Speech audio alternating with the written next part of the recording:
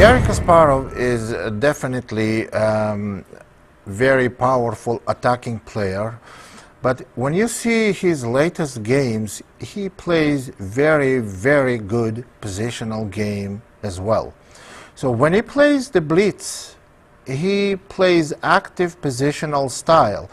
He doesn't do too many sacrifices unless they are very obvious.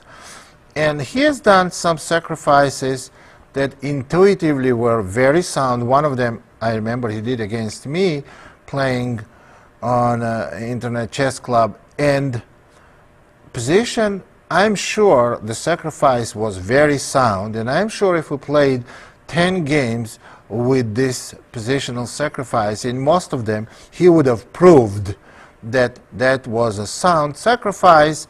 However, he didn't prove in that game, and it happened that he outplayed himself. So he overplayed this position, and I got lucky enough to win that, but it was not much of to my credit as much as his own. His judgment was right, but in a Blitz game, when you have 5 minutes, you cannot be very precise. That's why that's not typical for the way he plays Blitz. But now look at the game that is very typical for him. E4, he plays against strong Argentinian grandmaster, knight f3, knight f6, and he played d3. We see this is the pattern of defense, and there is a lot of concrete variations after knight takes d5 or d4, but instead he chooses to play King's Indian type of position. He tries to play very positional chess. And this is interesting to notice. Now, knight c6, c3, d5, knight bd2, bishop e7, b4, a6, a3, black castled, white played bishop e2, b6, castle, bishop b7, queen c2, rook e8, rook e1, bishop f8, bishop f1, g6, bishop b2, bishop g7, a4, d takes e, d takes e. We see with symmetrical pawn structure, and it's a lot of positional play here involved. So black's two fianchetto bishops are not that active. On the other hand, black has no weaknesses. So positional maneuvering. Now this is the part where in Blitz you see the better player, better player that has better intuition, more experience. They normally play those positions well, because this position you have to follow with one general plan, and the plan here in this position does not change from move to move. And it's interesting to notice how black was slightly outplayed. Knight h5, knight c4, and now queen f6, knight e3, white wants to put the knight on d5. That will create a lot of threats. Knight on e7, white played c4. Now white wants to go knight d5 anyway. Now black plays knight to c6, intending to play knight d4. Knight d5, queen d8, and c5. You see, white has an initiative, but this is the kind of initiative that you don't try to mate your opponent, you try to create a lot of pressure in the center. Now, after c5, knight d4, knight takes d4, bishop takes d5, e takes d, e takes d. Position simplifies is rook takes c8, queen takes c8, c takes b, and white goes queen c6. There's the first test for black. Pawn on b6 is hanging. Taking on c6, obviously very bad, because after d takes c, pawn on c6 is going to be very strong. White wants to support it with b5. Black is going to be in a lot of trouble. So after queen c6, knight f4, queen takes e8, rook takes e8,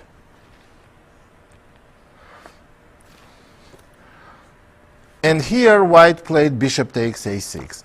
We don't know if this was played this is the best way, best thing white could have done in this position. They played d3 first.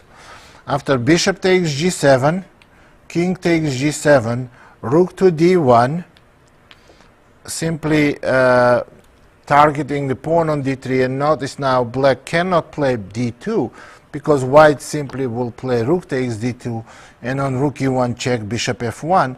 So in this position, after knight takes d5, black played knight takes d5, and after bishop takes d3, knight takes b4, bishop b5. Here is the position. It's very simple position with clear and big advantage for white.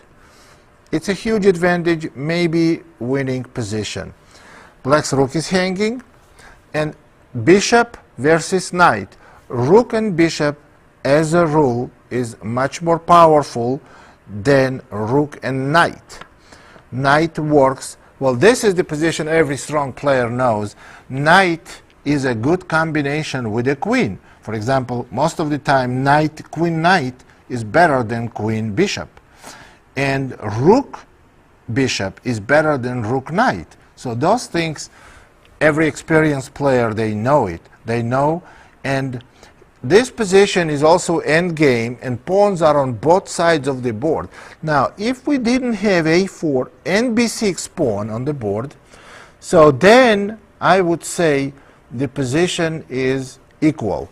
But since we have pawns, bishop becomes a lot stronger. Now, this position is bad, and black is losing it, well, relatively quickly. Rook e6, g3, knight c6, king g2, rook f6, f4, h5, rook d7. You see, f7 becomes target, pawn on b6 becomes target, and after knight a5, king f3, knight b3, rook to d5. Very fine move, also based on experience. You have to totally restrict black's knight. That stops, black wants to play knight c5 and put point knight on very strong position on c5. Rook d5 stops this move, because after knight c5, a5 will be devastating for black. And this, when you know, when you don't have to think about positional ideas, rook d5, very strong positional move. And you see black's knight practically has no moves. It cannot go to c5 because a5. Black's rook is very passive as well, and position is, I would say, totally lost for black. And there was made several more moves, and eventually black lost. Rook is e6, h3, rook f6, g4, hg, hg, rook e6, and g5. You see, now rook d7 is threatening with bishop c4, and black lost in very few moves. Very good positional game by white. And normally playing positional game, it doesn't take you that much time off your clock. You have to avoid some unexpected tactical shots from your opponent. Also, you have to look if your opponent allows some shots. Otherwise, you have clear-cut positional plan, and execution also is very, very important. And very important, so you go ahead and execute it correctly and perfectly if you have a lot of experience in doing it. Well, let me show you, there is a game that was played, well, this game is my own game, and I wanna tell you something about it. This game I played against Peter Svidler. Well, he is very strong player, and I was already out of practice at the time this game was played. But I would say, I don't know how much Svidler played Blitz games, but I would say I may be more experienced Blitz player, and obviously he is much stronger. He has much stronger results and better overall tournament player. So what I played strictly intuitively. That was the Grunfeld defense, knight f3, g6, c4, bishop g7, knight c3, d5. I played bishop g5, knight e4. Very slow positional game. This is all opening theory. e6, knight f3, ed, e3, black castled, white went bishop d3, knight c6, castle, knight e7. You see, this position is very easy to play for white. White has, it's a frozen pawn structure, center is closed, and white has obvious play on the queen side, and it's easy to play for me. So I could have done a lot of moves very quickly. I would never have tried playing this against Svidler in a tournament game, because I think he's a better player and he would have done better here. But this opening does not promise white any advantage. This is kind of an opening that you play in the Blitz. This is Blitz type of opening. After knight to e7, b4, a6, a4, c6, queen b3, bishop e6, knight g5, bishop d7, b5. Now, why did I play knight g5? I didn't want to go b5 because of the c5 move. And you see black is threatening c4, and d takes c is not possible because of d4. So that's why I played knight g5, and after bishop d7, b5, a takes b, a takes b.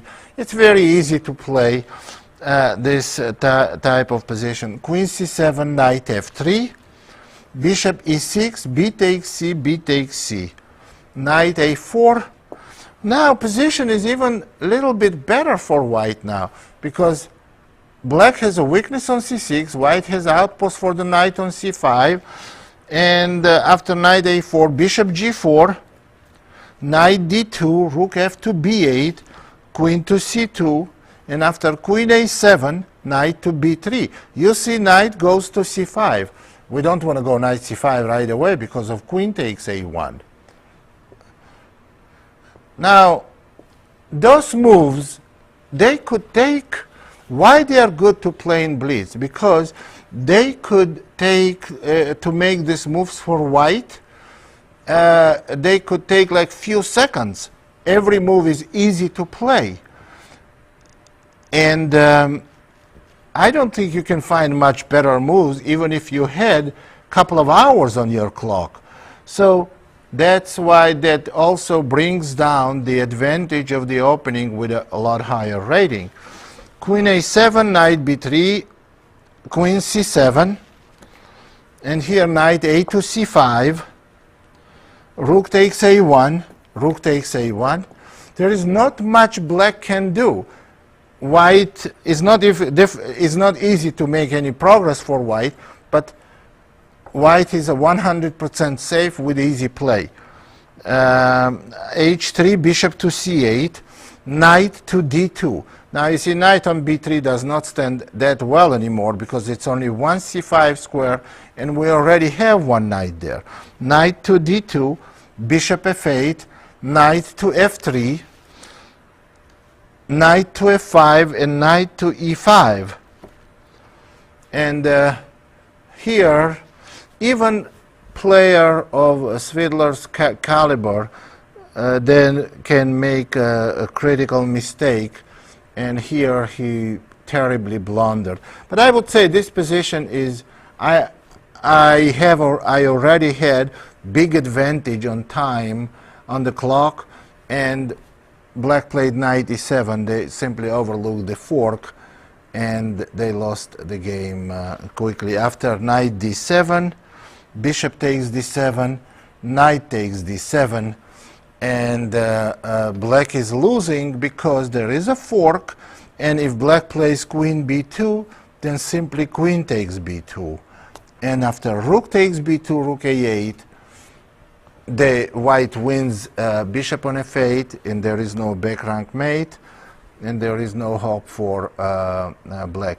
That was a blunder by black. That was a very low quality win for white, but it just shows you the position and the way white played. It's an easy way, especially when you play a lot stronger player. That's what you have to do. You have to play position where you have less chance to go wrong. You have less chance to make a mistake, and it's easy play for you. That's going to help you to play automatic positions well, and that's going to help you to play some positions that that require some positions that require no calculation, and you gain some experience, and you will have good results. So you will kill two birds. This is Grandmaster Damian Lemos here for OnlineChessLessons.net. First of all, I hope you enjoyed this video. If you would like to receive more free chess videos from us, you can just click the subscribe button below. I would also highly recommend signing up for my free mail course, the 10 Grandmaster Secrets to Dominate Chess. During this exclusive course from OnlineChessLessons.net, I'll share with you my own Grandmaster shortcuts to effective attacking, defending, and growth hacks to improving your chess without complicated books or memorization. So sign up by clicking the sidebar on the right, and I know you won't be disappointed. Once more, this is Damian for OnlineChessLessons.net, and I'll see you in my videos. Thank you.